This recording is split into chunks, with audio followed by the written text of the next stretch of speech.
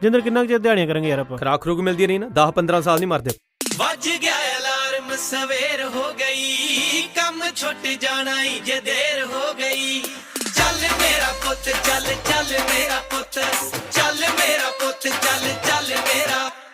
ਵੱਜ ਗਿਆ ਅਲਾਰਮ ਸਵੇਰ ਹੋ ਗਈ, ਕੰਮ ਛੁੱਟ ਜਾਣਾ ਈ ਜੇ ਦੇਰ ਹੋ ਗਈ। ਚੱਲ ਮੇਰਾ ਪੁੱਤ ਚੱਲ ਚੱਲ ਮੇਰਾ ਪੁੱਤ, ਚੱਲ ਮੇਰਾ ਪੁੱਤ ਚੱਲ ਚੱਲ ਮੇਰਾ।